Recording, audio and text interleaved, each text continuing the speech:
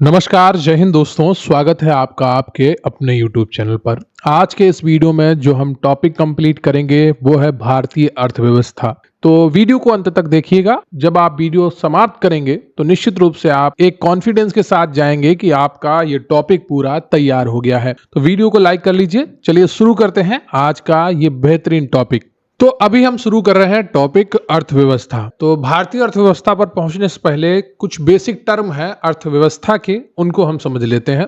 सबसे पहले हम जाते हैं परिभाषा पे। सामाजिक विज्ञान की वह शाखा जिसमें मानव की आर्थिक गतिविधियों का अध्ययन किया जाता है, क्या कहलाती है? अर्थशास्त्र कहलाती है, यानी कि इकोनॉमिक्स।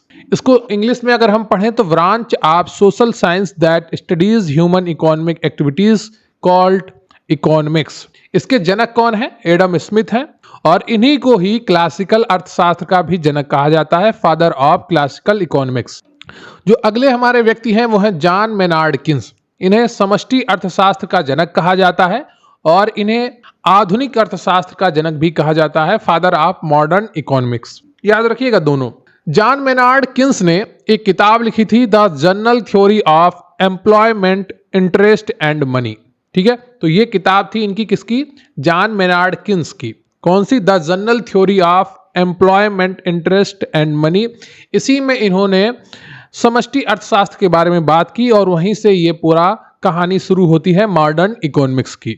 एक और पुस्तक है, बहुत इंपॉर्टेंट है, कई बार परीक्षाओं में पूछी गई है, एडम स्मिथ की द वेल्थ ऑफ नेशंस की। 1776 में प्रकाशित होती है और इसी से आपके जो अर्थशास्त्र है उसकी शुरुआत होती है अर्थव्यवस्था की। अब हम बात करते हैं अर्थशास्त्र के प्रकार की, यानी कि टाइप्स ऑफ इकोनॉमिक्स की। दो तरह के होता है, एक होता है व्यष्टि अर्थशास्त्र और जिसे माइक्रो इकोनॉमिक्स कहते हैं, और दूसरा होता है समष्टि अर्थशास्त्र जिसे मैक्रो इकोनॉमिक्स कहा जाता है। तो इनको समझ लेते हैं। व्यष्टि अर्थशास्त्र को सबसे पहले समझते हैं। यह अर्थव्यवस्था की एक छोटी इकाई का अध्ययन करता है, जैसे किसी व्यक्ति, परिवार, फर्म या उद्योग का व्यवहार और निर्णय। यह मुख्य रूप से व्यक्तिगत बाजारों, कीमतों और विशिष्ट वस्तुओं और सेवाओं पर केंद्रित होता है। कौन सा? व्यष्टि अर्थशास्त्र। वहीं समष्टि अर्थशास्त्र जो होता है यह संपूर्ण अर्थव्यवस्था का अध्ययन करता है, जिसमें कुल उत्पादन, कुल रोजगार, राष्ट्रीय आय, मुद्रास्फीति और आर्थिक विकास जैसे व्यापक मुद्दे शामिल होते हैं। तो समष्टि अर्थशास्त्र क्या करता है? संपूर्ण अर्थव्यवस्था का अध्ययन करता है, और व्यष्टि अर्थशास्त्र अर्थव्यवस्था के एक यूनिट का अध्ययन करता है, एक इकाई का अध्ययन करता है। बहुत ही आसानी से आप समझ गए होंगे।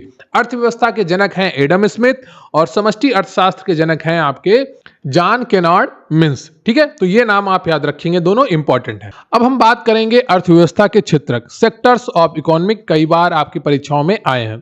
प्राथमिक क्षेत्र कौन से होते हैं? जो प्राकृतिक संसाधन होते हैं उनके दोहन से जुड़ी समस्त गतिविधियां जो प्राथमिक क्षेत्र हैं वो आते हैं। कृषि हो गया, पशुपालन हो गया, मत्स्य पालन हो गया, खनन हो गया, उत्खनन हो गया, ये सब किसके अंतर्गत आती हैं? प्राथमिक क्षेत्र के अंतर्गत आती हैं, जहां हम कच्चा माल प्राप्त करते हैं। ठीक है। द्वितीय क्षेत्र कौन सा होता है? औद्योगिक गतिविधियां, जैसे विनिर्माण, निर्माण, गैस, विद्युत आपूर्ति। ठीक है, तो इन्हें औद्योगिक क्षेत्र के नाम से भी जाना जाता है। जितने भी विनिर्माण होते हैं, निर्माण होते हैं, गैस, विद्युत आपूर्ति, ये सब किसके अंदर आते हैं?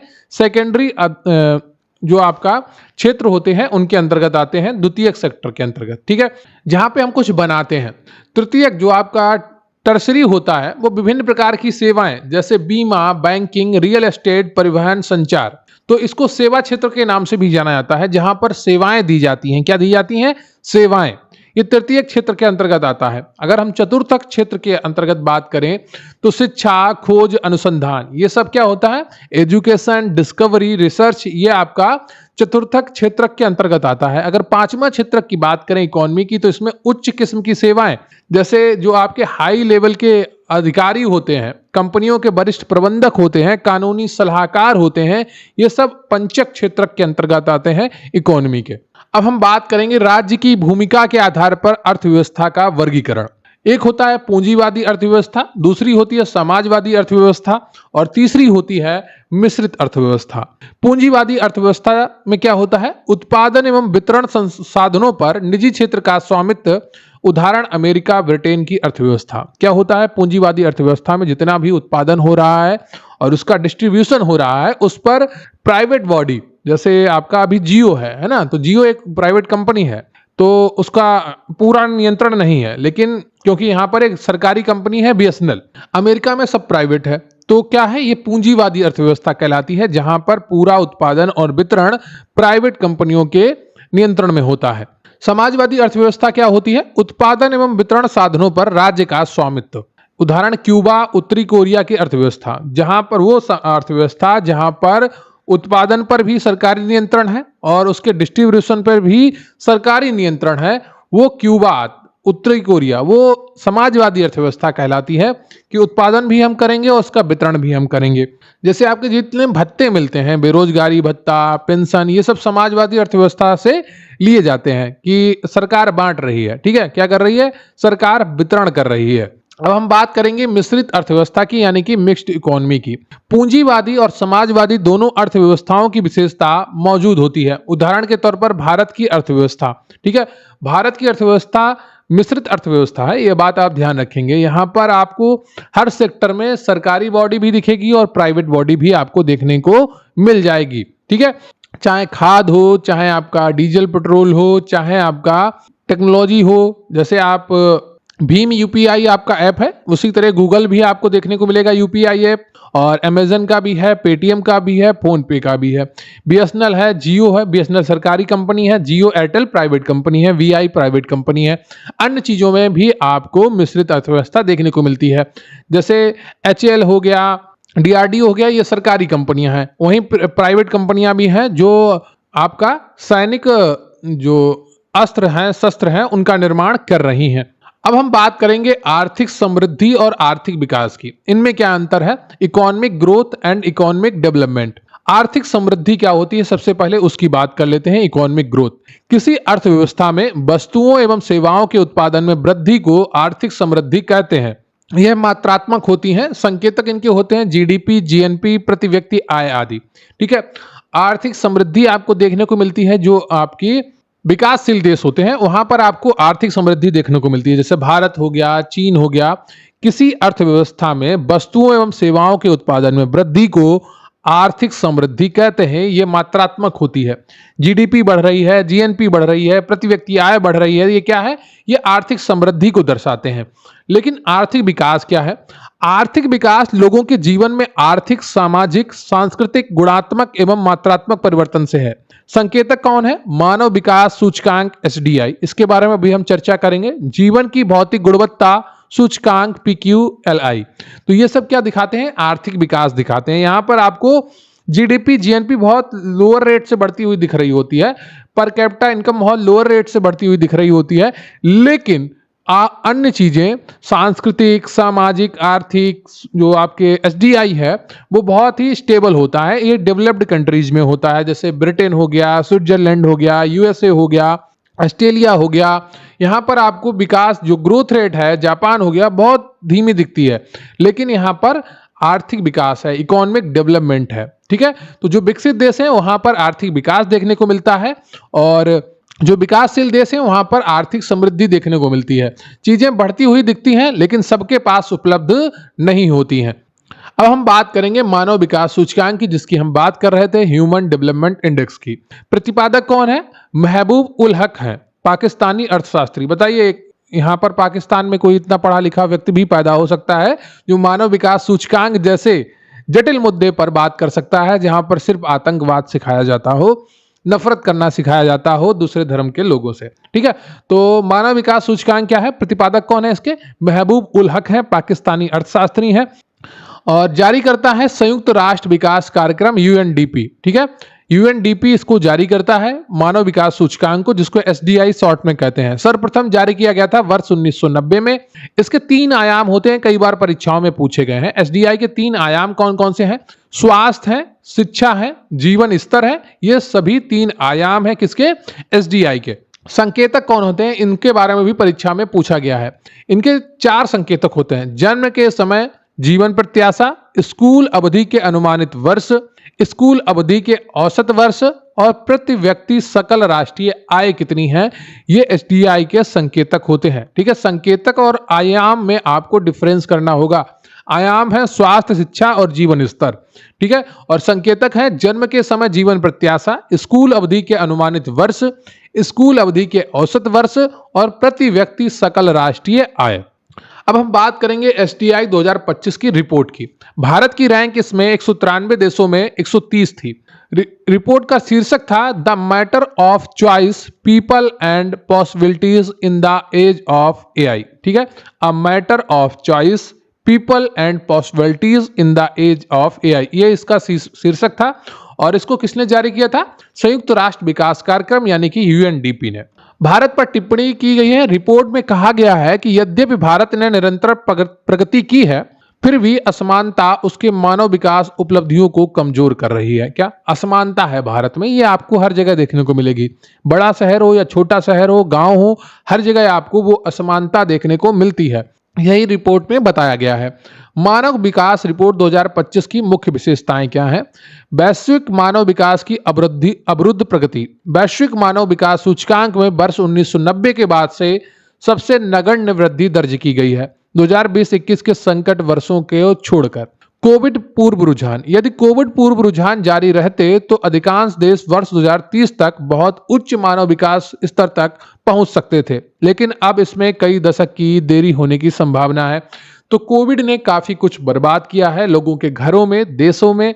अब बात करते हैं शीर्ष और निम्न रैंक की। आइसलैंड यहां पर 0.972 के मानव विकास सूचकांक के साथ पहले स्थान पर रहा, जबकि दक्षिण सूडान 0.388 के एसडीआई के साथ अंतिम स्थान पर रहा, ठीक है। तो ये शीर्ष और निम्न अंक है किसकी? एसडीआई सूचकांक की। आइसलैंड प्रथम पर था, दक्षिण सूडान सबसे नीचे था और भारत 130 पे था।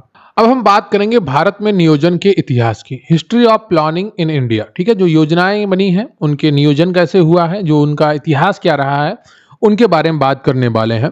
भारत में आर्थिक नियोजन यानी कि इकोनॉमिक प्लानिंग का एक लंबा इतिहास रहा है, जिसने देश के विकास में दिशा दी है। सबसे पहले आते हैं एम विश्वेश्वरैया। ये भारतीय नियोजन के जनक कहलाते हैं, father of Indian planning.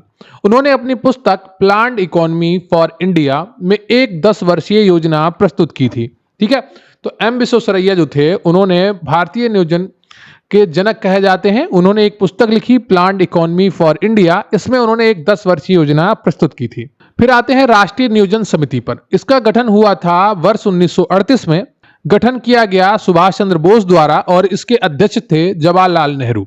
Bombay plan प्रस्तुत हुआ वर्ष 1944 में। प्रस्तुत किया गया जीडी बिड़ला के द्वारा, जेआरडी टाटा के द्वारा, कस्तूरभाई लालभाई के द्वारा और आदि जो प्रमुख उद्योगपति थे, उन्होंने ये प्लान प्रस्तुत किया। इसका उद्देश्य भारत के लिए एक सुनियोजित अर्थव्यवस्था का प्रस्ताव करना था। फिर आती है जनवादी योजना, प्रस्तुत की गई वर्ष 1945 में और इसको प्रस्तुत किया था एमएन रॉय ने। फिर आते हैं गांधीवादी योजना, प्रस्तुत किया 1944 में श्रीमन नारायण द्वारा। यह ग्रामीण विकास और कुटीर उद्योगों पर केंद्रित था। गांधी सदैव ग्रामीण विकास और कुटीर उद्योग पर केंद्रित थे और वही इस योजना में बताया गया। फिर आती है सर्वोदय योजना, जिसको प्रस्तुत किया जयप्रकाश नारायण ने वर्ष 1950 में। यह गांधीवादी और सर्वोदय सिद्धांतों पर आधारित थी। फिर बनता है राष्ट्रीय नियोजन बोर्ड। गठन होता है वर्ष 1946 में। इसकी सिफारिश करते हैं केसी नियोगी, ठीक है। केसी नियोगी की सिफारिश पर योजना आयोग का गठन किया गया। अब हम बात करेंगे योजना आयोग की, यानी कि प्लानिंग कमीशन। गठन तिथि थी 15 मार्च 1950। गठन कैसे हुआ? कैबिनेट के एक प्रस्ताव द्वारा इसका गठन किया गया। यह एक गैर संवैधानिक निकाय था, यानी कि एक्स्ट्रा कॉन्स्टिट्यूशनल बॉडी, यानी इसका उल्लेख संविधान में कहीं पर भी नहीं था। भंग कब किया गया? अगस्त 2014 में भंग किया गया और उसके स्थान पर नीति आयोग को लाया गया। पहले अध्यक्ष कौन थे? पंडित जवाहरलाल नेहरू थे। भारत के प्रधानमंत्री हमेशा योजना आयोग के पदेन अध्यक्ष होते थे। पहले उपाध्यक्ष कौन थे? गुलजारी लाल नंदा थे। तो जो योजना आयोग बना उसके पहले उपाध्यक्ष गुलजारी लाल नंदा थे और अंतिम उपाध्यक्ष मोंटेक सिंह अहलूवालिया थे। कौन? मोंटेक सिंह अहलूवालिया इसके अंतिम उपाध्यक्ष थे। अंतिम जो अध्यक्ष थे वो जाहिर सी बात है जो अंतिम प्रधानमंत्री रहे उस समय वो रहे होंगे, ठीक है। गठन की सिफारिश केसी नियोगी समिति के द्वारा की गई थी। किसके द्वारा? गठन की सिफारिश केसी नियोगी समिति के द्वारा की गई थी। अब बात करेंगे हम पंचवर्षीय योजनाओं की, ठीक है, 5 ईयर प्लान के बारे में। प्रथम पंचवर्षीय योजना 1951 से 1956 तक लागू रही। इसका मुख्य उद्देश्य था कृषि विकास, खाद्य सुरक्षा और मुद्रास्फीति नियंत्रण। मॉडल कौन सा था? Harold Domar model. कई बार परीक्षाओं में पूछा गया है कि प्रथम पंचवर्षीय योजना किस मॉडल पर आधारित थी, तो हेरोल्ड डोमर मॉडल पर यह आधारित थी। विकास दर की अगर बात की जाए तो लक्ष्य था 2.1% और प्राप्त किया गया 3.6%। यह लक्ष्य से अधिक प्राप्त की गई पहली पंचवर्षीय योजना थी। यहां पर कुछ परियोजनाएं शुरू की गई, उनमें से भागड़ा नागल बांध परियोजना, दामोदर घाटी परियोजना और हीराकुंड बांध परियोजना शामिल थी। संबंधित क्षेत्र जिन पर जोर दिया गया है, कृषि, सिंचाई और ऊर्जा। फिर बात करते हैं द्वितीय पंचवर्षीय योजना के बारे में, जो 1956 से 1961 तक लागू होती है। मुख्य उद्देश्य इसका था तीव्र औद्योगिकीकरण, भारी उद्योगों का विकास। तो भारी उद्योगों का विकास करना और रैपिड इंडस्ट्रियलाइजेशन करना इसका मुख्य उद्देश्य था। मॉडल था इसका पीसी महाल नोबिस मॉडल। कई बार परीक्षाओं में पूछा गया है, इसको याद करिएगा। विकास दर का लक्ष्य था 4.5% और प्राप्त किया गया 4.27%। लक्ष्य के लगभग करीब पहुंच गए थे। तो प्रमुख योजनाएं क्या थी यहाँ पर? भिलाई, दुर्गापुर और राउरकेला में इस्पात संयंत्रों की स्थापना की गई। भाभा परमाणु अनुसंधान केंद्र बार्क की स्थापना की गई। संबंधित क्षेत्र पर जोर दिए गए वो थे औद्योगिक क्षेत्र, विशेष रूप से भारी उद्योग क्षेत्रों पर जोर दिया गया। किसमें? द्वितीय पंचवर्षीय योजना में 1956 से लेकर 1951 तक। अब हम बात करेंगे तृतीय पंचवर्षीय योजना की। 1961 से 1966 तक ये चलती है। अर्थव्यवस्था को आत्मनिर्भर बनाना और स्वयं स्फूर्त विकास की स्थिति में लाना इसका उद्देश्य था। इसका मॉडल था जॉन डब्ल्यू मिलर और एस चक्रवर्ती के इनपुट आउटपुट मॉडल पर आधारित थी, यानी कि आगत निर्गत मॉडल पर यह आधारित थी। सबसे धक्का लगा था इस योजना में, क्योंकि यहां पर लक्ष्य रखा गया था 5.26% और जिसको पाया गया सिर्फ 2.8%। लक्ष्य था 5.6% विकास दर का, लेकिन प्राप्त हुआ मात्र 2.8%। प्रमुख परियोजनाएं जो यहां पर देखने को मिलती हैं वो हरित क्रांति की शुरुआत का प्रयास किया गया, हालांकि इसका व्यापक प्रभाव बाद में दिखा। पंचायत चुनावों की शुरुआत की गई। संबंधित क्षेत्र जिन पर जोर दिया गया वो थे कृषि और उद्योग दोनों पर। लेकिन चीन भारत युद्ध 1962 और भारत पाकिस्तान युद्ध 1965 के कारण ये पूरी योजना विफल हो गई। यहां पर ध्यान दिया ही नहीं जा सका, क्योंकि ध्यान पूरा बॉर्डर पर रहा। 62 में चीन के साथ युद्ध हुआ और 65 में पाकिस्तान के साथ युद्ध देखने को मिलता है। तो फिर आता है योजना अवकाश। 1966 से 1969 तक चलता है। यहां पर 3 वार्षिक योजनाएं लागू की जाती हैं। भारत पाकिस्तान युद्ध और सूखे के कारण उत्पन्न आर्थिक संकट पैदा हुआ और मुद्रा का अवमूल्यन हुआ। ठीक है, डेवल्यूएशन ऑफ करेंसी। उद्देश्य था अर्थव्यवस्था को स्थिरता प्रदान करना इन तीनों वार्षिक योजनाओं का। कई बार परीक्षाओं में पूछा गया है कि योजना अवकाश कब आता है, प्लान हॉलिडे, तो 1966 से 1969 तक आता है। अब हम बात करेंगे चौथी पंचवर्षीय योजना की, जो 1969 से 1974 तक चलती है। मुख्य उद्देश्य था इसका स्थिरता के साथ विकास और आत्मनिर्भरता की प्राप्ति। मॉडल था अशोक रुद्र, एलएस मान और एएस मन्हास द्वारा तैयार किया गया। विकास दर का लक्ष्य था 5.7% और प्राप्त किया गया 3.3%। यह भी लक्ष्य से काफी कम था।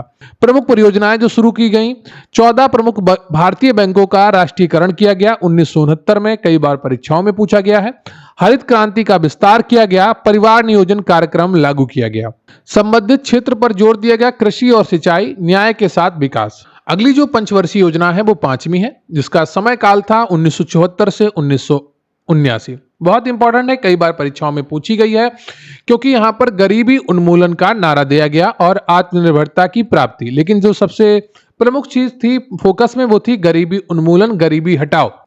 ये डीपी धर मॉडल पर लागू हुई योजना थी। विकास दर का लक्ष्य रखा गया 4.4% और प्राप्त किया गया 4.8%। ठीक है, प्रमुख परियोजनाएं कौन थी? न्यूनतम आवश्यकता कार्यक्रम था, रोजगार गारंटी योजना था। संबंधित क्षेत्र पर जोर, गरीबी हटाओ पर विशेष बल दिया गया।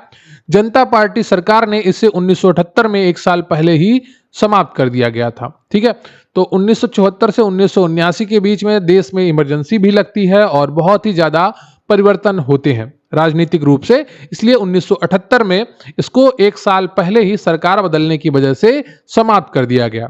फिर आता है रोलिंग प्लान जो 1978 से 1980 तक चलता है। यह जनता पार्टी सरकार द्वारा लागू किया गया था। पिछली योजना की कठोरता को दूर करना और अधिक लचीलापन लाना, ठीक है, फ्लेक्सिबिलिटी लाना प्लानिंग में, वो किया गया रोलिंग प्लान के द्वारा 1978 से 1980 तक। इसमें हर साल एक नई योजना बनती थी जिसमें पिछले साल के प्रदर्शन का आकलन किया जाता था। अब हम बात करेंगे छठी पंचवर्षीय योजना की 1980 से 1985। यहां पर भी जो उद्देश्य रखे गए वो गरीबी उन्मूलन था और औद्योगिक विकास था। लेकिन जब भी परीक्षा में पूछा जाता है गरीबी हटाओ का नारा किस योजना के अंतर्गत दिया गया, तो वो योजना थी आपकी पांचवी पंचवर्षीय योजना। यह भी इनपुट आउटपुट मॉडल पर आधारित थी। विकास दर का लक्ष्य रखा गया 5.2% और प्राप्त हुआ 5.7%, लक्ष्य से अधिक। प्रमुख परियोजनाएं कौन थी? एकीकृत ग्रामीण विकास कार्यक्रम यानी कि IRDP, integrated rural development programme, राष्ट्रीय ग्रामीण रोजगार कार्यक्रम यानी कि national rural employment programme. NABARD की स्थापना होती है वर्ष 1982 में। इसका मुख्यालय कहां पर है आप कमेंट बॉक्स में बताइएगा, कई बार परीक्षाओं में पूछा गया है। संबंधित क्षेत्र पर जोर, आर्थिक उदारीकरण की शुरुआत की गई और गरीबी उन्मूलन पर इसका जोर था। जो अगली पंचवर्षीय योजना है आपकी वो है सातवीं पंचवर्षीय योजना, 1985 से 1990 तक ये लागू होती है। प्रमुख उद्देश्य होता है इसका उत्पादकता बढ़ाना, रोजगार सृजन, सामाजिक न्याय। तीन इसके उद्देश्य होते हैं, उत्पादकता बढ़ाना, रोजगार का सृजन करना और सामाजिक न्याय यानी कि सोशल जस्टिस लाना। मॉडल था आधुनिकीकरण, आत्मनिर्भरता और सामाजिक न्याय का। विकास दर का लक्ष्य रखा गया 5% और प्राप्त किया गया 6%, लक्ष्य से अधिक। प्रमुख परियोजनाएं क्या थी? जवाहर रोजगार परियोजना, इंदिरा आवास योजना, ठीक है, जवाहर रोजगार योजना और इंदिरा आवास योजना ये शुरू की गई थी। संबंधित क्षेत्र पर जोर दिया गया, भोजन, कार्य और उत्पादकता, ये तीन क्षेत्रों पर जोर दिया गया। फूड, वर्क और प्रोडक्टिविटी की योजना के अंतर्गत, सातवीं पंचवर्षीय योजना के अंतर्गत। फिर आती है वार्षिक योजनाएं, एनुअल प्लान्स, 1990 से 1992 तक। अवधि थी जो आपकी ये 1990 से 1992 थी। आर्थिक अस्थिरता थी, राजनीतिक उथल पुथल के कारण केंद्र में तेजी से सरकारें बदलती हैं। यहाँ पर प्रधानमंत्री बहुत कम कम समय के लिए बनते हैं। एक प्रधानमंत्री बनते हैं जो कभी संसद ही नहीं पहुंच पाते हैं, उससे पहले उनकी सरकार गिर जाती है। विदेशी मुद्रा संकट होता है, फॉरेक्स क्राइसिस, भुगतान संतुलन की समस्या होती है। उद्देश्य था आर्थिक स्थिरता प्राप्त करना और सुधारों की तैयारी करना। अब हम बात करेंगे आठवीं पंचवर्षीय योजना के बारे में जो वर्ष 1992 से 1997 तक लागू होती है। मुख्य उद्देश्य इसका होता है मानव संसाधन विकास और उदारीकरण के बाद आर्थिक सुधारों का बढ़ावा देना। मॉडल है जॉन डब्ल्यू मिलर और विकास दर का लक्ष्य था 5.6% और प्राप्त किया गया 6.8%, यानी कि लक्ष्य से अधिक। प्रमुख परियोजनाएं यहां पर देखने को मिलती हैं, प्रधानमंत्री रोजगार योजना, पंचायती राज संस्थानों को संवैधानिक दर्जा देना 1993 में जो दिया जाता है, ठीक है, तो वो भी आप पढ़िएगा। संबंधित क्षेत्र पर जोर दिया गया, मानव विकास पर जोर, निजी क्षेत्र की भूमिका में वृद्धि। अब हम बात करेंगे नौवीं पंचवर्षीय योजना की जो 1997 से 2002 तक चलती है। मुख्य उद्देश्य है इसका सामाजिक न्याय और समानता के साथ विकास, growth with social justice and equality. Input output model पर यह आधारित थी। विकास दर का लक्ष्य था 7.1% और प्राप्त किया गया 5.6%, लक्ष्य से कम थी ये। प्रमुख परियोजनाएं यहां पर स्वर्ण जयंती ग्राम स्वरोजगार योजना, प्रधानमंत्री ग्राम सड़क योजना, ठीक है। स्वर्ण जयंती योजना यहां पर इसलिए शुरू की गई क्योंकि आपको लगभग 50 वर्ष आपके पूरे हो रहे थे देश के आजाद हुए, तो वहां से आपका गोल्डन जुबली, ठीक है, 50 को गोल्डन जुबली बोलते हैं, तो वहां पर स्वर्ण जयंती ग्राम स्वरोजगार योजना शुरू की गई थी। संबंधित क्षेत्र पर जोर, गरीबों को सशक्त बनाना, न्यायपूर्ण समाज। तो ये एक ट्रिक आपकी बन जाती है, अगर आपको 1947 याद रहता है तो 50 साल जोड़ देंगे तो आप बड़ी आसानी से, आपकी नौवीं पंचवर्षीय योजना निकलती है 1997 से 2002, जिसमें स्वर्ण जयंती ग्राम स्वरोजगार योजना शुरू की गई थी। कई बार परीक्षाओं में पूछी गई है। SJGSY, देखिए ये शॉर्ट फॉर्म भी याद रखिएगा, कई बार परीक्षाओं में शॉर्ट फॉर्म देकर आपकी योजना का पूरा नाम पूछा गया है। अब हम बात करेंगे 10वीं पंचवर्षीय योजना के बारे में, 2002 से 2007 तक ये चलती है। मुख्य उद्देश्य था इसका गरीबी और बेरोजगारी को कम करना, प्रति व्यक्ति आय को अगले 10 वर्ष में दोगुना करना। व्यापक विकास रणनीति मॉडल पर यह योजना लागू की गई। विकास दर का लक्ष्य रखा गया 8% और लक्ष्य प्राप्त किया गया 7.6%, लगभग लक्ष्य प्राप्त कर ही लिया था। प्रमुख परियोजनाएं यहां पर देखने को मिलती हैं, सर्व शिक्षा अभियान और राष्ट्रीय ग्रामीण स्वास्थ्य मिशन NRHM। संबंधित क्षेत्र पर जोर दिया गया समावेशी विकास, ठीक है।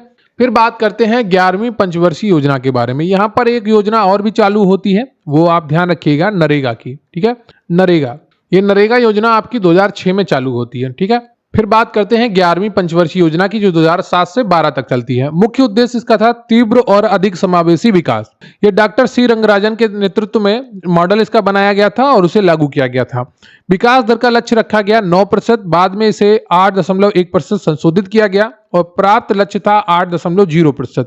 प्रमुख परियोजनाएं कौन सी थी? राष्ट्रीय खाद्य सुरक्षा मिशन और महात्मा गांधी राष्ट्रीय ग्रामीण रोजगार गारंटी अधिनियम। ठीक है, तो जो आपकी नरेगा थी उसको मनरेगा करके और उसका अधिनियम बनाया गया वर्ष 2009 में। ठीक है, 2 अक्टूबर 2009 में इसको लागू किया गया था। किसको? महात्मा गांधी राष्ट्रीय ग्रामीण रोजगार गारंटी अधिनियम को। शिक्षा, स्वास्थ्य और बुनियादी ढांचा इसका मुख्य फोकस केंद्र थे। अगली जो योजना आती है आपकी 12वीं पंचवर्षीय योजना, 2012 से 2017 तक ये चलनी थी। मुख्य उद्देश्य था इसका तीव्र, अधिक समावेशी और सतत विकास। योजना आयोग द्वारा विकसित की गई। विकास दर का लक्ष्य रखा गया 8%, प्राप्त किया गया 6.9%, जो कि औसत लक्ष्य से कम था। प्रमुख परियोजनाएं कौन सी थी? प्रधानमंत्री जनधन योजना, ये आपकी बाद में आती है 2014 में। स्वच्छ भारत मिशन, ये आपकी 2014 में आती है।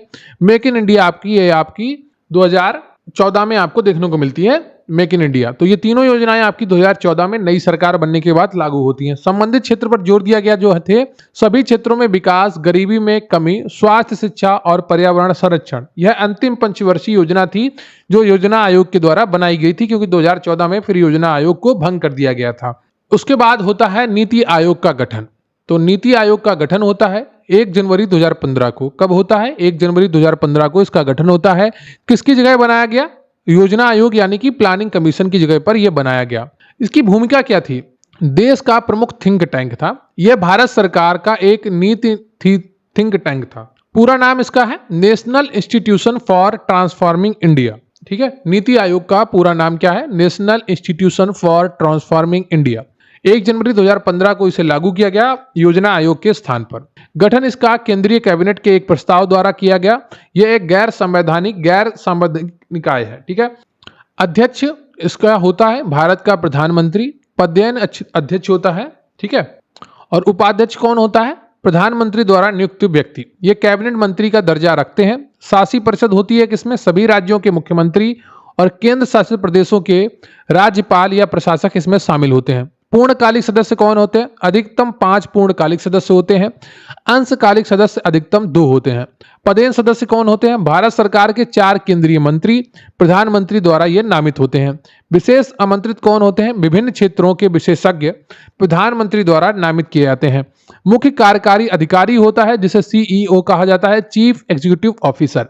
केंद्र सरकार का सचिव स्तरीय अधिकारी इसमें शामिल किया जाता है। उपाध्यक्ष कौन होता है? प्रधानमंत्री द्वारा नियुक्त व्यक्ति। वर्तमान में सुमन के वेरी हैं और पहले उपाध्यक्ष थे अरविंद पनगड़िया। ठीक है, पहले उपाध्यक्ष कौन थे नीति आयोग के? अरविंद पनगड़िया। योजना आयोग में से अंतर क्या है नीति आयोग में? नीति निर्धारण। नीति आयोग एक सलाहकार थिंक टैंक है, जबकि योजना आयोग आदेश देने वाला निकाय था। यह योजना बनाता था और योजना आयोग कहता था इस प्रकार से लागू करो, जबकि नीति आयोग क्या कहता है? सलाह देता है कि हम इस प्रकार से कर सकते हैं। संरचना। नीति आयोग में राज्यों की अधिक भागीदारी है। संचालन परिषद, जबकि योजना आयोग में यह कम थी। नीति आयोग बॉटम अप दृष्टिकोण अपनाता है, जबकि योजना आयोग टॉप डाउन दृष्टिकोण अपनाता था। नीति आयोग के पास धन आवंटित करने की शक्ति नहीं है, जबकि योजना आयोग के पास यह शक्ति थी। नीति आयोग सहकारी संघवाद पर केंद्रित था, जबकि योजना आयोग संघवाद पे केंद्रित था। हरित क्रांति के बारे में अब हम बात करेंगे और वीडियो को जरूर लाइक कर लीजिएगा। चैनल पर नए हैं चैनल को सब्सक्राइब कर लीजिएगा। बहुत ही महत्वपूर्ण टॉपिक है, अंत तक जरूर देखिएगा। तो हरित क्रांति का शब्द जो है उसे सबसे पहले प्रयोग किया विलियम गेड ने। ठीक है, जनक कौन है? विश्व में नॉर्मन ई बोरलॉग हैं। कौन है? नॉर्मन ई बोरलॉग विश्व में इसके जनक हैं। अमेरिकी कृषि वैज्ञानिक हैं ये। उन्हें उनके काम के लिए नोबेल शांति पुरस्कार से भी सम्मानित किया गया है। किसको? नॉर्मन ई बोरलॉग हरित क्रांति के विश्व में जनक है। भारत में जनक इसका एमएस स्वामीनाथन को माना जाता है। किसको? एमएस स्वामीनाथन को भारत में हरित क्रांति का जनक माना जाता है, जिसको ग्रीन रिवॉल्यूशन के नाम से भी जाना जाता है। भारत को 15 कृषि जलवायु क्षेत्रों और 20 कृषि पारिस्थितिक क्षेत्रों में विभाजित किया गया है। भारत में शुरुआत होती है 1966-67 से हरित क्रांति की। इसका उद्देश्य भारत को खाद्यान्न में आत्मनिर्भर बनाना था। मुख्य घटक क्या थे? बेहतर गुणवत्ता वाले बीज यानी कि हाई यील्डिंग वैरायटीज, ठीक है। तो HYV बीज, ठीक है, इनको आप ध्यान रखिएगा, HYV। रासायनिक उर्वरक, कीटनाशक, खरपतवार नाशक, सिंचाई सुविधाओं का विस्तार और ऋण सुविधाएं। जो आपका किसान क्रेडिट कार्ड देखने को मिलता है वो ऋण सुविधाओं के अंतर्गत आता है। भारत में प्रारंभिक क्षेत्र पंजाब, हरियाणा, पश्चिमी उत्तर प्रदेश थे। ये क्षेत्र बेहतर सिंचाई सुविधाओं और किसानों की ग्रहणशीलता के कारण चुने गए। यहाँ के किसान थोड़े पहले से मजबूत थे और यहाँ पर बेहतर सिंचाई सुविधाएं थी, इसलिए इन क्षेत्रों को हरित क्रांति के लिए सबसे पहले चुना गया। सकारात्मक प्रभाव क्या देखने को मिले? कृषि उत्पादन में उल्लेखनीय वृद्धि हुई, खाद्यान्न आत्मनिर्भरता प्राप्त हुई जिससे आयात पर निर्भरता कम हुई, गेहूं और चावल के उत्पादन में अधिकतम वृद्धि देखने को मिली, फसल पैटर्न में बदलाव, नकदी फसलों की तुलना में खाद्यान्न फसलों को अधिक प्राथमिकता मिली। इसके नकारात्मक प्रभाव भी कुछ थे। अत्यधिक जल दोहन होने लगा, भूजल स्तर काफी तेजी से नीचे चला गया, मिट्टी का लवणीकरण हुआ और उर्वरता में कमी आई क्योंकि इतना ज्यादा पेस्टिसाइड उसमें पड़ रहा था, और क्षेत्रीय असमानताएं बढ़ी क्योंकि क्रांति का लाभ केवल कुछ ही क्षेत्रों को मिला। तो हरित क्रांति का एक बार रिवीजन कर लेते हैं। हरित क्रांति का जो शब्द है वो विलियम गैड ने दिया। विश्व में इसके जनक कहे जाते हैं नॉर्मन ई बोरलॉग, ये अमेरिकी साइंटिस्ट थे, इन्हें नोबेल पुरस्कार मिला। भारत में हरित क्रांति के जनक MS स्वामीनाथन थे, ठीक है। भारत में इसकी शुरुआत होती है 1966-67 में। इसके जो मुख्य घटक था वो HYV बीज थे। कौन से थे बीज? HYV, हाई यील्डिंग वैरायटीज बीज, ठीक है, बेहतर गुणवत्ता वाले बीज। जो प्रारंभिक क्षेत्र थे हरित क्रांति की वो पंजाब था, हरियाणा था और पश्चिमी उत्तर प्रदेश था। अब बात करते हैं ऑपरेशन फ्लड की। यह भी बहुत ही इंपॉर्टेंट है, कई बार परीक्षाओं में पूछा गया। लॉन्च हुआ 1970 में। उद्देश्य था देश में दूध उत्पादन बढ़ाना जिससे भारत दुनिया का सबसे बड़ा दुग्ध उत्पादक देश बन सके। लॉन्च स्थान था आनंद, गुजरात, और इसके जो जनक थे वो वर्गीज कुरियन थे। कौन थे? वर्गीज कुरियन। उन्हें भारत की श्वेत क्रांति का जनक माना जाता है। अब अर्थव्यवस्था का एक और महत्वपूर्ण टॉपिक है, वो है न्यूनतम समर्थन मूल्य, MSP। भारत में काफी ज्यादा लोकप्रिय यह टॉपिक है। इसके लिए आंदोलन भी होते हैं और सरकारें कानून नियम बनाती रहती हैं, समय समय पर MSP की घोषणा करती रहती हैं। प्रधानमंत्री की अध्यक्षता में एक आर्थिक मामलों की कैबिनेट समिति सालाना कुल 23 फसलों की MSP की घोषणा करती है। इसमें 7 खाद्यान्न फसलें, 5 दलहन फसलें, 7 तिलहन फसलें और 4 वाणिज्यिक फसलें शामिल हैं। वाणिज्यिक फसलों में गन्ना, कपास, कच्चा जूट और नारियल आते हैं। कृषि लागत और मूल्य आयोग फसलों के MSP की सिफारिश करता है। कौन करता है? कृषि लागत और मूल्य आयोग फसलों के लिए MSP की सिफारिश करता है। कृषि लागत और मूल्य आयोग का गठन जनवरी 1965 में कृषि मूल्य आयोग के रूप में स्थापित हुआ था। 1985 में इसका नाम बदलकर CACP कर दिया गया, यानी कि कृषि लागत और मूल्य आयोग, ठीक है। जो इसका ओरिजिनल नाम था वो कृषि मूल्य आयोग था, इसका नाम बाद में बदलकर कृषि लागत और मूल्य आयोग कर दिया गया। यह कृषि और किसान कल्याण मंत्रालय के अधीन कार्य करता है। मुख्यालय इसका नई दिल्ली में है। अब हम बात करेंगे भारत में विभिन्न क्रांतियों की और उनसे जुड़े हुए संबंधित क्षेत्र या उत्पादन की। हरित क्रांति के बारे में आप पढ़ चुके हैं। ये खाद्यान्न उत्पादन विशेषकर गेहूं और चावल के लिए चली थी। श्वेत क्रांति दूध उत्पादन के लिए थी। नीली क्रांति जिसको ब्लू रिवॉल्यूशन भी कहते हैं मछली उत्पादन के लिए थी। लाल क्रांति जिसे रेड रिवॉल्यूशन कहते हैं ये टमाटर और मांस उत्पादन के लिए थी। गुलाबी क्रांति जिसे पिंक रिवॉल्यूशन कहते हैं ये प्याज, झींगा मछली, औषधि और फार्मास्यूटिकल्स उत्पादन के लिए थी। सुनहरी क्रांति ये बागवानी, शहद और फल उत्पादन के लिए थी। धूसर क्रांति रासायनिक उर्वरक उत्पादन के लिए। रजत क्रांति अंडा और कुक्कुट उत्पादन के लिए। पीत या पीली क्रांति येलो रिवॉल्यूशन तिलहन उत्पादन विशेषकर सरसों और सूरजमुखी के लिए। स्वर्ण रेशा क्रांति जूट उत्पादन के लिए। रजत रेशा क्रांति कपास उत्पादन के लिए। गोल क्रांति आलू उत्पादन के लिए। हरित सोना क्रांति बांस उत्पादन के लिए, ठीक है। मूंग क्रांति मोटे अनाज उत्पादन के लिए। बादामी क्रांति मसाला उत्पादन के लिए। इंपॉर्टेंट है, सभी क्रांतियां कई बार परीक्षाओं में पूछी गई हैं। अब हम बात करेंगे सूक्ष्म, लघु और मध्यम उद्यमों की MSME का वर्गीकरण।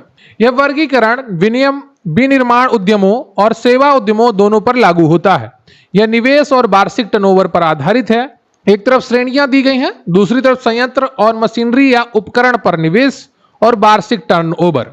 तो सूक्ष्म जो होते हैं वो माइक्रो कहलाते हैं। एमएसएमई सेक्टर ये 1 करोड़ तक होते हैं और 5 करोड़ से तक का इनका वार्षिक टर्नओवर होता है। जो लघु स्मॉल एमएसएमई होते हैं ये 1 करोड़ से 10 करोड़ तक के होते हैं और इनका वार्षिक टर्नओवर 5 करोड़ से 50 करोड़ तक होता है। मध्यम एमएसएमई ये आपके 10 करोड़ से 50 करोड़ तक का इनका निवेश होता है और इसका वार्षिक टर्नओवर 50 करोड़ से 250 करोड़ तक होता है। कई बार परीक्षाओं में पूछे गए हैं, ये डेटा आप याद रखिएगा, आपकी परीक्षा में भी पूछा जा सकता है।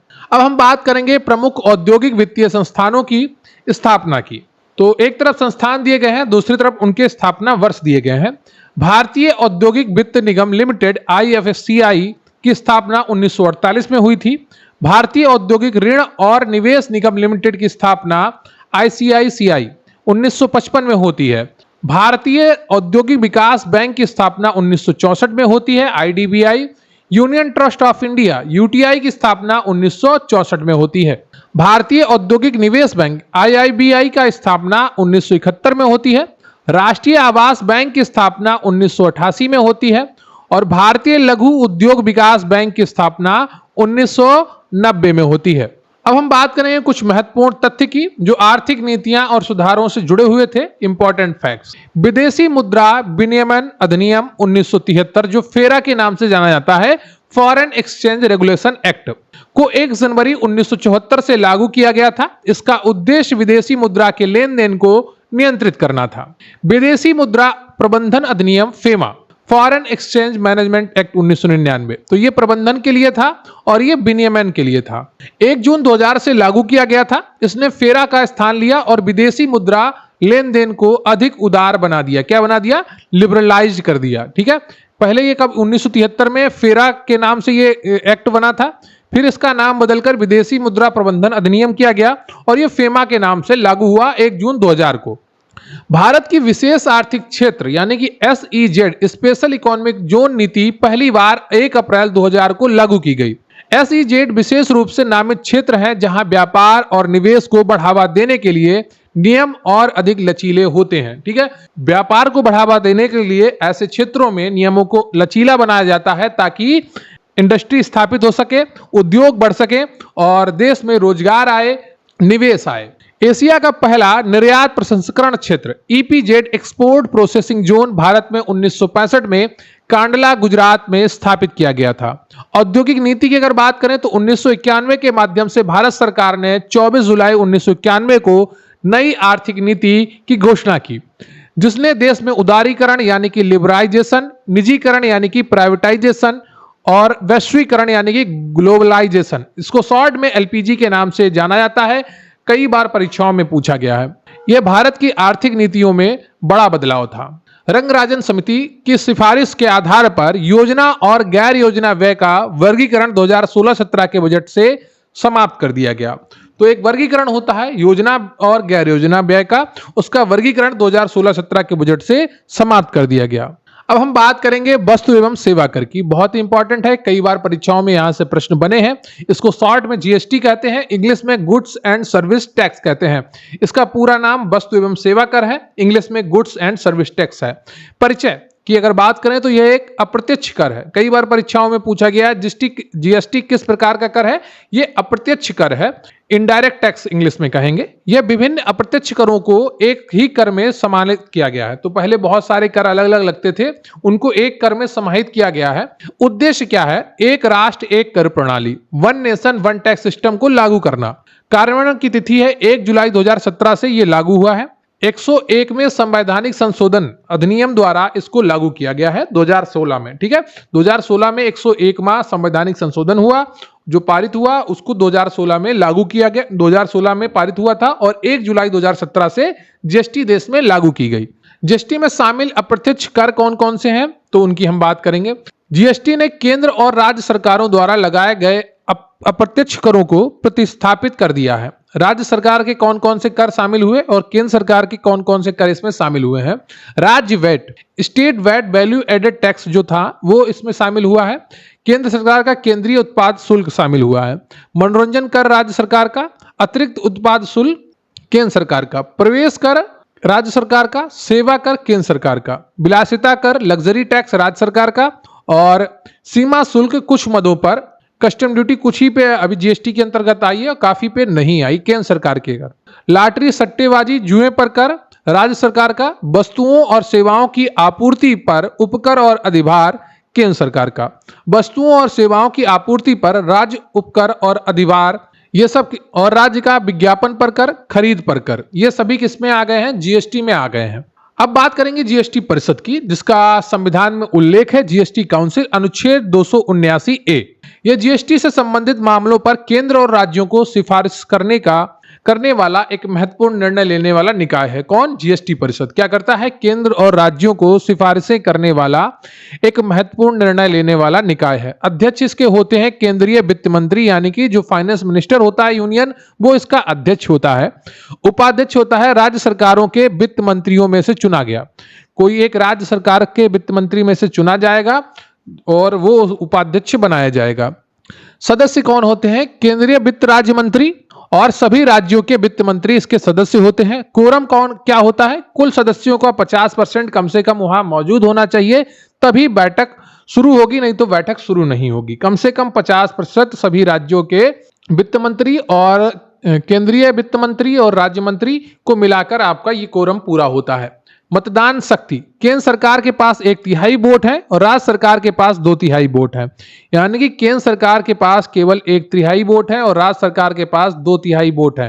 यानी कि सभी राज्य सरकारों को मिला के 2/3 वोट होगा और केंद्र सरकार का केवल 1/3 वोट होगा। यहां पर राज्यों का पलड़ा भारी है।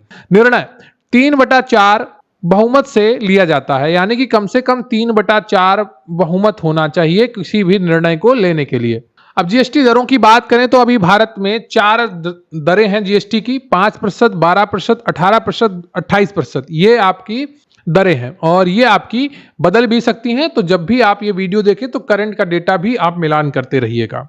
अब बात करते हैं मूल्य वर्धित कर। जो वैल्यू एडेड टैक्स था राज्य सरकार का, वो क्या था? ये एक अप्रत्यक्ष कर था। लागू करने वाला पहला राज्य हरियाणा था 1 अप्रैल 2003 से। लागू करने वाला अंतिम राज्य उत्तर प्रदेश था, जिसने 1 जनवरी 2008 से लागू किया था। अनुशंसा किसने की थी? चलैया समिति ने की थी।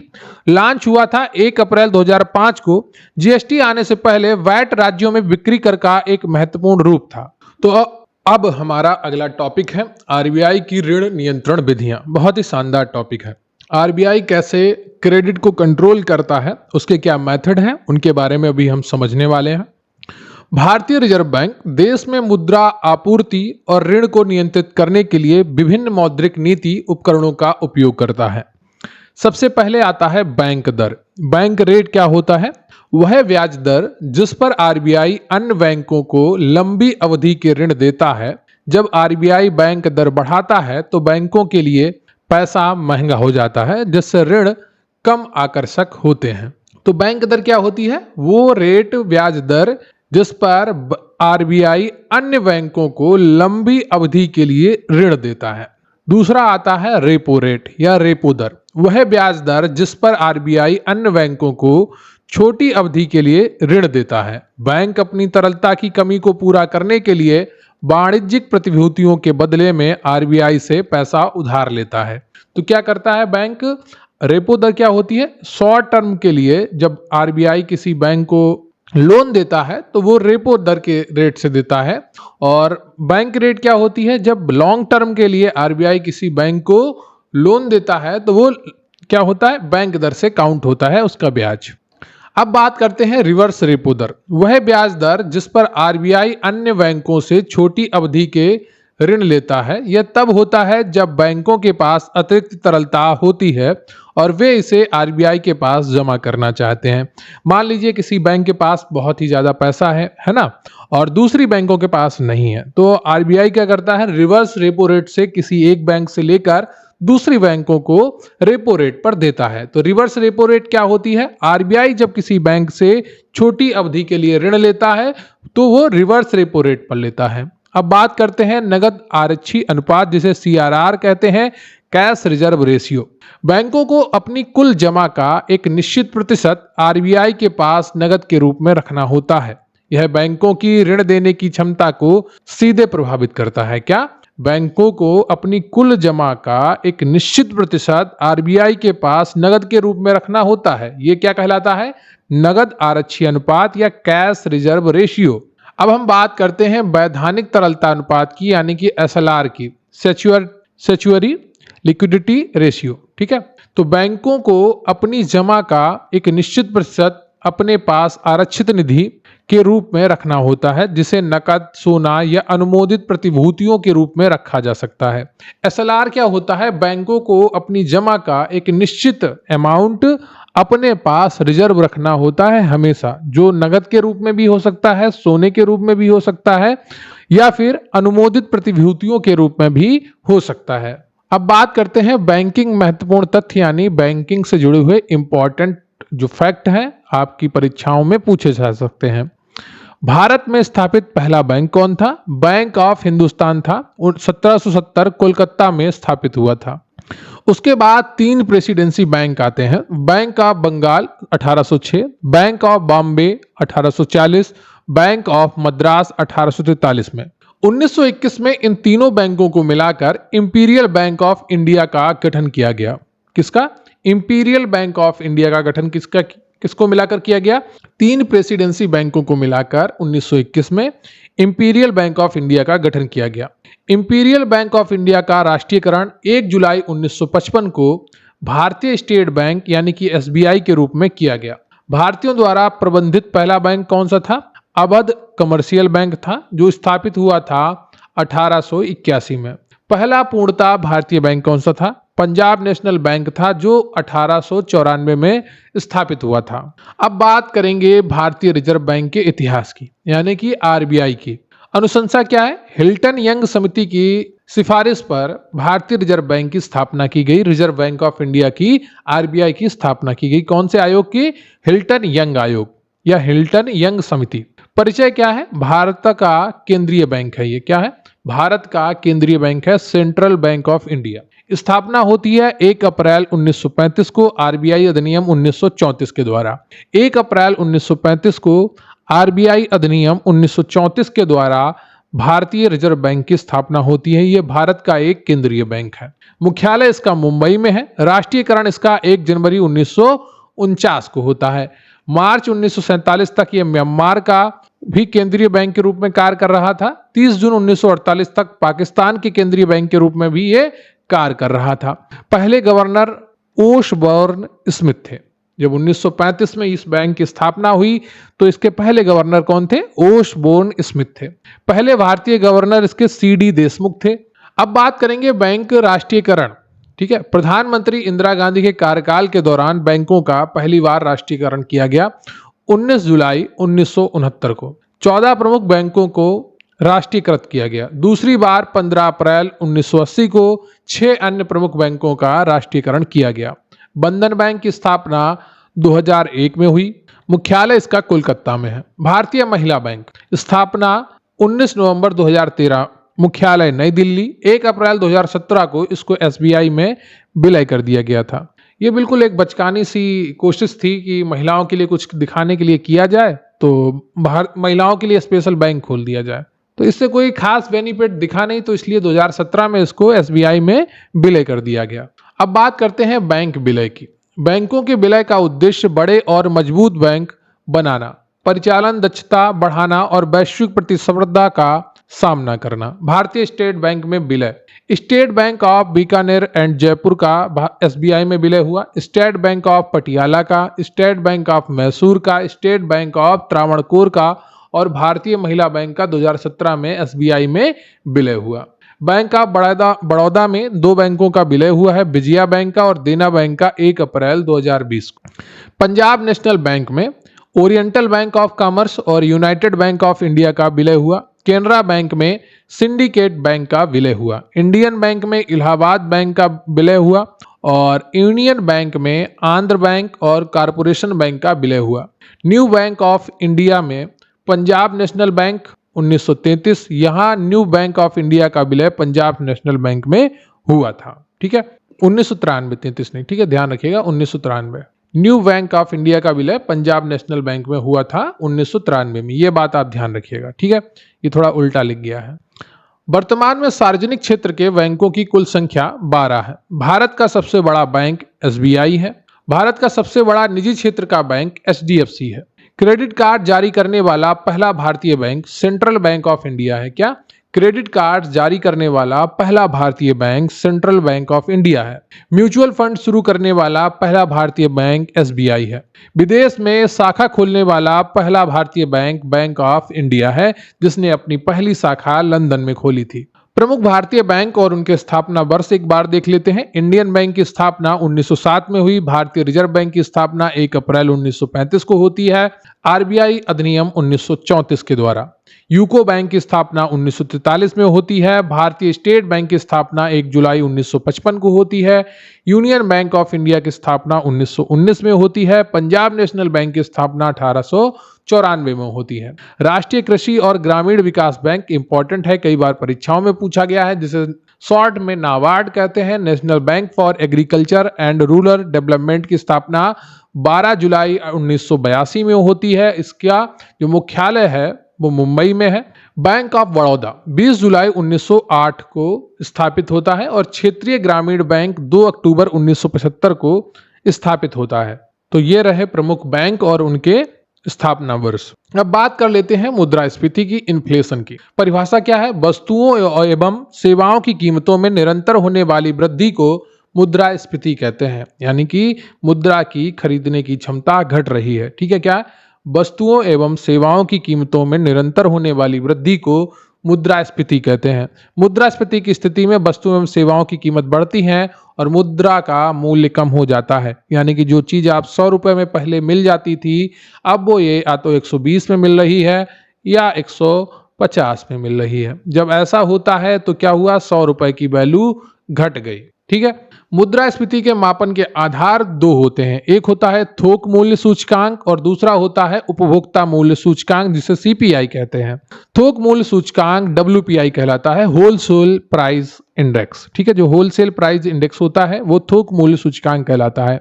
जारीकर्ता कौन होता है? ये थोक वाणिज्य एवं उद्योग मंत्रालय के उद्योग एवं आंतरिक व्यापार प्रोत्साहन विभाग डीपीआईआईटी द्वारा के आर्थिक सलाहकार कार्यालय द्वारा जारी किया जाता है। वर्तमान आधार वर्ष शामिल वस्तुएं। वर्तमान में मई 2017 से इस सूचकांक की गणना के लिए वर्ष 2011 और 12 को आधार वर्ष बनाया गया है और इसमें कुल 697 वस्तुओं की कीमतों को शामिल किया जाता है। इसमें प्राथमिक वस्तुएं 117 हैं, ईंधन और ऊर्जा की 16 हैं और विनिर्मित उत्पाद 564 शामिल हैं।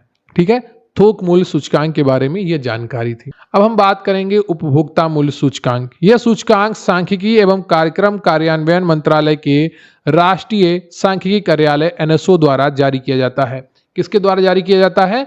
उपभोक्ता मूल्य सूचकांक एनएसओ द्वारा जारी किया जाता है। गणना का आधार क्या है? इसमें लगभग वस्तुओं की खुदरा कीमतों के आधार पर की जाती है। इसमें वस्तुओं की साथ साथ मनोरंजन, स्वास्थ्य, परिवहन, संचार आदि सेवाओं को भी शामिल किया जाता है। प्रकार क्या है? ग्रामीण क्षेत्र के लिए सीपीआईआर आता है और शहरी क्षेत्र के लिए सीपीआईयू आता है तथा संयुक्त के लिए सीपीआईसी आता है। ठीक है, सीपीआईआर यानी कि रूरल और सीपीआईयू यानी कि अर्बन। अब यहाँ पर कुछ जानकारी और दी गई है। नया उपभोक्ता मूल्य सूचकांक सीपीआई फरवरी 2011 में जारी किया गया, जिसमें वर्ष 2012 को आधार वर्ष बनाया गया। औद्योगिक श्रमिकों आईडब्ल्यू, कृषि श्रमिकों एएल और ग्रामीण श्रमिकों आरएल के लिए उपभोक्ता मूल्य सूचकांक सीपीआई श्रम ब्यूरो द्वारा जारी किया जाता है। श्रम ब्यूरो एवं श्रम रोजगार मंत्रालय के अंतर्गत कार्य करता है। भारत में मुद्रास्फीति का मापन थोक मूल्य सूचकांक के आधार पर किया जाता है। विकसित देशों में मुद्रास्फीति का मापन उपभोक्ता मूल्य सूचकांक के आधार पर किया जाता है। तो विकसित देश उपभोक्ता मूल्य सूचकांक की वैल्यू ज्यादा रखते हैं और भारत में ये थोक मूल्य सूचकांक के आधार पर काउंट किया जाता है। अब बात करेंगे बजट की। ये भी महत्वपूर्ण है, इनसे जुड़े हुए कुछ महत्वपूर्ण तथ्य हैं, उनके बारे में बात करते हैं। परिभाषा: आय व्यय के विस्तृत विवरण को बजट कहते हैं। भारतीय संविधान में अनुच्छेद 112 में वार्षिक वित्तीय विवरण के बारे में बताया गया है, जहां पर बजट का कोई भी जिक्र देखने को नहीं मिलता है बजट जैसे शब्द का। वार्षिक वित्तीय विवरण को ही बजट कहा जाता है। निर्माणकर्ता कौन होता है? बजट का निर्माण वित्त मंत्रालय, अन्य मंत्रालयों, नीति आयोग व कैग की सहायता से किया जाता है। वित्तीय वर्ष 1 अप्रैल से 31 मार्च तक होता है। पारित होने की अवधि बजट पेश करने के 75 दिन के अंदर बजट का पारित होना आवश्यक है। भारत का पहला बजट ब्रिटिश अर्थशास्त्री जेम्स विल्सन ने वर्ष 1860 में प्रस्तुत किया था। बजट जो होता है वो लोकसभा का उस पर एकाधिकार होता है, राज्यसभा पर वो निर्भर नहीं करता है। भारत का पहला बजट किसने किया था? ब्रिटिश अर्थशास्त्री जेम्स विल्सन ने 1860 में किया था। स्वतंत्र भारत का पहला बजट 26 नवंबर 1947 को तत्कालीन वित्त मंत्री आर के सनमुखम चेट्टी ने पेश किया था। किसने पेश किया था? आर के सनमुखम चेट्टी ने 26 नवंबर 1947 को स्वतंत्र भारत का पहला बजट। सर्वाधिक बार बजट पेश करने वाले अब तक के सर्वाधिक 10 बार मोरारजी देसाई ने बजट पेश किया है।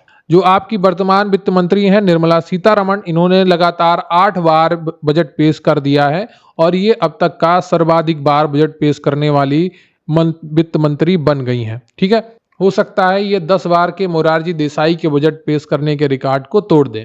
रेल बजट और आम बजट का पृथक्करण। इक्वर्थ समिति की सिफारिश के आधार पर वर्ष 1924 से आम बजट और रेल बजट अलग अलग पेश करने की परंपरा शुरू हुई। रेल बजट का पुनः आम बजट के साथ पेश होना। 1 फरवरी 2017 से रेल बजट को आम बजट के साथ पुनः पेश किया जाने लगा। पहले क्या होता था? रेल बजट के साथ आता था, लेकिन 1924 में आम बजट और रेल बजट अलग अलग पेश करने की परंपरा शुरू की अंग्रेजों ने, जिसे फरवरी 2017 तक अपनाया गया भारत सरकार के द्वारा। लेकिन जब मोदी की सरकार आई तो उन्होंने क्या किया?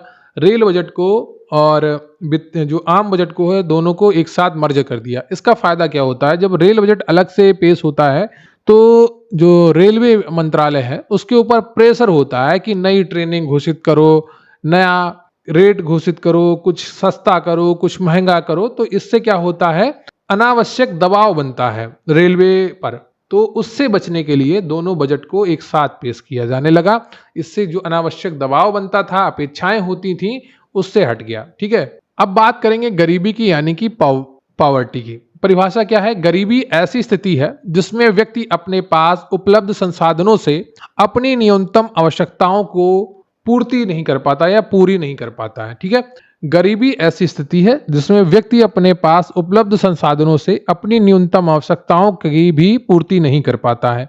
न्यूनतम आवश्यकताएं क्या होती हैं? भोजन, कपड़ा, मकान, शिक्षा तथा स्वास्थ्य संबंधी न्यूनतम मानवीय आवश्यकताओं को शामिल किया जाता है। ठीक है, अगर आप ये अपनी पूरी नहीं कर पा रहे हैं तो आप गरीबी में हैं। भारत में गरीबी का अनुमान NSSO के उपभोग व्यय के आधार पर मापा जाता है। गरीबी रेखा का निर्धारण योजना आयोग द्वारा किया जाता था, अब वर्तमान में नीति आयोग द्वारा किया जाता है।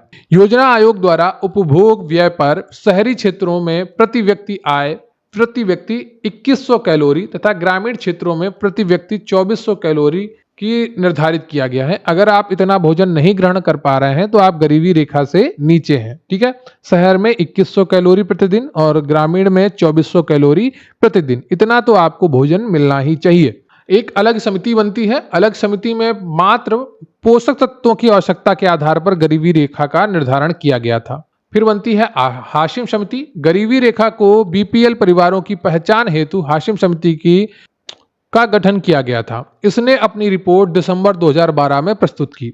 2005 में तेंदुलकर समिति बनती है। तेंदुलकर समिति ने न्यूनतम आवश्यकताओं की टोकरी का विचार दिया। तेंदुलकर समिति के अनुसार 2011-12 में भारत में गरीबी का स्तर 21.9% था। सी रंगराजन समिति 2012 के अनुसार 2011-12 में भारत में 29.5% लोग गरीब थे। गरीबी की संतुष्टि का विचार अल्फ्रेड लुईस द्वारा दिया गया है। आय की विषमता का मापन लॉरेंज वक्र द्वारा किया जाता है। इंपॉर्टेंट लाइन है, ये आप ध्यान रखिएगा। निराश्रिता के दुष्चक्र की अवधारणा क्या है? निराश्रिता के दुष्चक्र की अवधारणा का प्रतिपादन रैगनर नर्के ने वर्ष 1953 में अपनी पुस्तक problems of capital formation in undeveloped countries में प्रस्तुत की थी। निराश्रिता के दुष्चक्र की अवधारणा किसने की थी? रैगनर नर्के ने। ठीक है, ये चीज आप ध्यान रखिएगा। अब बात करेंगे भारतीय प्रतिभूति एवं विनिमय बोर्ड की, यानी कि सेबी की। पूरा नाम है इसका भारतीय प्रतिभूति एवं विनिमय बोर्ड। कार्य है इसका पूंजी बाजार का नियमन करना। जो पूंजी बाजार है, जितने स्टॉक मार्केट हैं, उनका नियमन करती है। स्थापना इसकी 12 अप्रैल 1988 को हुई थी। प्रवर्तक कंपनियां थीं इसकी IDBI, ICICI और IFCI। राष्ट्रीयकरण इसका 30 जनवरी 1992 को हुआ था। मुख्यालय इसका मुंबई में है। अब बात कर लेते हैं कुछ महत्वपूर्ण स्टॉक एक्सचेंज की। तो बॉम्बे स्टॉक एक्सचेंज जो BSE कहलाती है, इसकी स्थापना वर्ष 1875 में हुई थी। सूचकांक यहाँ 30 बड़ी कंपनियों के शेयरों के मूल्यों को दिखाता है। क्या जो बॉम्बे स्टॉक एक्सचेंज है, यह 30 बड़ी कंपनियों के शेयरों के मूल्यों को दिखाता है। विशेषता यह एशिया का सबसे पुराना स्टॉक एक्सचेंज है। यह मुंबई की दलाल स्ट्रीट में स्थित है। अब बात करते हैं नेशनल स्टॉक एक्सचेंज NSE की। इसकी स्थापना वर्ष 1992 में फेरवानी समिति की सिफारिश पर की गई थी। यह 50 कंपनियों के शेयरों की मूल्यों को दिखाता है। अब बात करते हैं विश्व के प्रमुख शेयर बाजारों की। डो जोन्स आपका है न्यूयॉर्क का। क्या डो जोन्स आपका है न्यूयॉर्क का। सेंसेक्स, निफ्टी, डोलेक्स ये हैं आपके मुंबई में। निक्की ये आपका है जापान में। हैंगसेंग आपका है हांगकांग में। संघाई कोंग है आपका चीन में। गिड टैक्स है आपका फ्रैंकफर्ट में। और सिम्स स्टेरस टाइम्स है आपका सिंगापुर में। नैस्डैक है आपका न्यूयॉर्क USA अमेरिका में। अब बात करेंगे कुछ प्रमुख वित्तीय समितियों की। MS तानपुर विदेशी विनिमय में पूंजी खाता परिवर्तनीयता हेतु सुझाव देना इसका काम था। नरसिम्हन समिति का काम था बैंकिंग सुधार हेतु सुझाव देना। गोईपोरिया समिति का कार्य था प्राथमिक शहरी सहकारी बैंकों में ग्राहक सेवा में सुधार हेतु सलाह देना। घोष समिति किस लिए बनाई गई थी? निम्न आय वाले परिवारों एवं छोटे व्यवसायों को व्यापक वित्तीय सेवाएं उपलब्ध कराने हेतु। दीपक पारेख समिति बनाई गई थी वित्तीय अवसंरचना में सुधार हेतु। एक घोष समिति बनाई गई थी बैंकों में धोखाधड़ी रोकने हेतु सुझाव देने के लिए। DR रेड्डी समिति बनाई गई थी छोटी बचतें से जुड़ी व्यवस्था में सुधार हेतु। जो आपका स्मॉल सेविंग्स होती हैं, उनकी कैसे व्यवस्था में सुधार किया जाए, इसके लिए DR रेड्डी समिति बनाई गई थी। आनंद के सिंह समिति लघु उद्योग एवं व्यापारिक नीति सुधार हेतु बनाई गई थी। रंगराजन समिति FRBM अधिनियम की समीक्षा हेतु बनाई गई थी। LK झा समिति अप्रत्यक्ष कर पर सुझाव देने हेतु बनाई गई थी। बांचू समिति प्रत्यक्ष कर पर सुझाव देने हेतु बनाई गई थी। तो LK झा अप्रत्यक्ष कर के लिए और बांचू समिति प्रत्यक्ष कर के लिए। केलकर समिति PPP मॉडल का आकलन एवं कार्यान्वयन पर सुझाव देने हेतु बनाई गई थी। कीर्ति पारेख समिति पेट्रोल डीजल पर सब्सिडी समाप्त करने के सुझाव हेतु बनाई गई थी। अब बात करेंगे प्रमुख योजनाएं एवं कार्यक्रम जो बहुत ही इंपॉर्टेंट हैं, विभिन्न परीक्षाओं में बार बार पूछे गए हैं। सबसे पहले बात करेंगे सामुदायिक विकास कार्यक्रम की, जो 2 अक्टूबर 1952 को शुरू होता है ग्रामीण लोगों के जीवन स्तर में सुधार करने के लिए। अगला जो कार्यक्रम है वो है ट्राइसेम। ग्रामीण युवाओं को स्वरोजगार हेतु तकनीकी एवं उद्यमिता कौशल प्रशिक्षण प्रदान करने के लिए 1979 में शुरू किया गया। Development of women and children in rural area DWCRA एक प्रोग्राम था जो ग्रामीण क्षेत्र की महिलाओं एवं बच्चों का विकास करने के लिए शुरू किया गया था 1982 में। अगली योजना है इंदिरा आवास योजना जो 1985 में शुरू की गई थी SC ST और BPL परिवारों को पक्का आवास प्रदान करने के लिए। अगली योजना है आपकी मध्याह्न भोजन योजना, मिड डे मील स्कीम। इसका उद्देश्य था 1 से 8वीं कक्षा तक के बच्चों को दोपहर में पोषण युक्त भोजन उपलब्ध कराना। 15 अगस्त 1995 को यह शुभारंभ हुई थी। अगली योजना है आपकी स्वर्ण जयंती शहरी रोजगार योजना SJSRY। शहरी बेरोजगारों एवं अल्प बेरोजगारों को लाभकारी रोजगार प्रदान करने के लिए 1 दिसंबर 1997 को शुरू की गई थी। अगली जो महत्वपूर्ण योजना है वो है किसान क्रेडिट कार्ड योजना KCC योजना। किसानों को रियायती ब्याज दर पर ऋण उपलब्ध कराना इसका मुख्य उद्देश्य था। अगस्त 1998 से ये लगातार चलती आ रही है। अगली जो एक महत्वपूर्ण योजना है वो है आपकी स्वर्ण जयंती ग्राम स्वरोजगार योजना SGSY। ग्रामीण गरीबों को स्वरोजगार हेतु मदद प्रदान करना 1 अप्रैल 1999 को ये लॉन्च की गई थी। प्रधानमंत्री ग्राम सड़क योजना PMGSY। इसका उद्देश्य था ग्रामीण मैदानी क्षेत्रों में कम से कम 500 आबादी वाले गांवों तथा पहाड़ी क्षेत्रों में कम से कम 250 आबादी वाले गांवों को बारहमासी सड़क से जोड़ना। शुभारंभ हुआ था 2000 में। अन्नोदय अन्न योजना, यहाँ पर ये गलत लिखा है, अंत्योदय होगा, ठीक है। जो ये लिखा है ये अंत्योदय अन्न योजना होगा। इसका उद्देश्य था अति निर्धन परिवारों को प्रति माह 35 किलोग्राम खाद्यान्न उपलब्ध कराना। 25 दिसंबर 2000 से ये शुरू की गई थी। अगली जो योजना है वो है सर्व शिक्षा अभियान SSA। 6 से 14 वर्ष तक के सभी बच्चों को निःशुल्क एवं अनिवार्य शिक्षा प्रदान करना। शुभारंभ 2001 में होता है। कौन से संविधान संशोधन के द्वारा होता है, आप कमेंट करके बताइएगा। अगली जो योजना है वो है भारत निर्माण योजना। ग्रामीण अवसंरचना का विकास करना, सड़क सिंचाई, सड़क जलापूर्ति, आवास, विद्युत और दूरसंचार के लिए 16 दिसंबर 2005 में शुरू की गई थी। अगली जो आपकी योजना है वो है महात्मा गांधी राष्ट्रीय ग्रामीण रोजगार गारंटी अधिनियम। पहले ये योजना शुरू हुई थी नरेगा के नाम से, राष्ट्रीय ग्रामीण रोजगार गारंटी अधिनियम 2 फरवरी 2006 से, लेकिन बाद में इसका नाम किया गया महात्मा गांधी राष्ट्रीय ग्रामीण रोजगार गारंटी अधिनियम, ठीक है। तो वो मनरेगा किया गया और ये शुरू की गई थी 2 अक्टूबर 2009 से, ठीक है। ये चीज ध्यान रखिएगा, 2 अक्टूबर 2009 से मनरेगा शुरू किया गया था। अगली योजना है आपकी आम आदमी बीमा योजना। ये शुरू की गई थी 2 अक्टूबर 2007 को। असंगठित क्षेत्र के कामगारों को बीमा कवर प्रदान करना। राष्ट्रीय ग्रामीण स्वास्थ्य मिशन NRHM ये शुरू किया गया था 12 अप्रैल 2005 को। ग्रामीण क्षेत्रों में महिलाओं, बच्चों और गरीबों के लिए गुणात्मक स्वास्थ्य देखभाल की उपलब्धता और पहुंच में सुधार करना। अगली जो आपकी योजना है वो राष्ट्रीय स्वास्थ्य बीमा योजना है RSBY। उद्देश्य था इसका BPL परिवारों में 30,000 रुपए तक का स्वास्थ्य बीमा कवरेज प्रदान करना। 1 अप्रैल 2008। अगली जो योजना है आपकी वो है प्रधानमंत्री जनधन योजना PMJDY। कमजोर वर्गों के वित्तीय समावेशन हेतु जीरो बैलेंस पर बैंक खाता खोलना। 28 अगस्त 2014 का इसका शुभारंभ हुआ था। अगली जो योजना है वो है मेक इन इंडिया योजना, देश को विनिर्माण हब बनाना। 25 सितंबर 2014 को ये शुरू हुई थी। अगली जो योजना है वो है स्वच्छ भारत मिशन। 2 अक्टूबर 2014 को शुरू की गई थी। इसका लक्ष्य था 2 अक्टूबर 2019 तक गांधी जी की 150वीं जयंती तक देश को खुले में शौच से मुक्त यानी कि ODF फ्री बनाना। मिशन इंद्रधनुष 2 वर्ष तक के बच्चों एवं गर्भवती महिलाओं का निःशुल्क टीकाकरण सुनिश्चित करना। 25 दिसंबर 2014 को यह शुरू होती है। अगली जो योजना है वो है बेटी बचाओ बेटी पढ़ाओ योजना। इसका उद्देश्य था बाल लिंगानुपात बढ़ाना, महिला सशक्तिकरण, लैंगिक असमानता को कम करना। 22 जनवरी 2015 को यह शुरू हुई थी। अगली जो योजना है वो है सुकन्या समृद्धि योजना। ये 10 वर्ष तक की बालिकाओं की बैंक डाकघर में बचत खाता खोलना। इस खाते में प्रति वर्ष 1.5 लाख रुपए तक के जमा पर सरकार उच्च दर से ब्याज देती थी। 22 जनवरी 2015 से यह शुरू की गई। अगली जो योजना है वो है मृदा स्वास्थ्य कार्ड योजना। मृदा के स्वास्थ्य की जांच कर किसानों को मृदा स्वास्थ्य कार्ड उपलब्ध कराना। 19 फरवरी 2015 को। अगली जो योजना है वो है प्रधानमंत्री मुद्रा योजना PMMY। तो छोटे उद्यमियों को बिना गारंटी 10 लाख रुपए तक का बैंक ऋण उपलब्ध कराना। 8 अप्रैल 2015। अगली जो योजना है वो है प्रधानमंत्री सुरक्षा बीमा योजना PMSBY।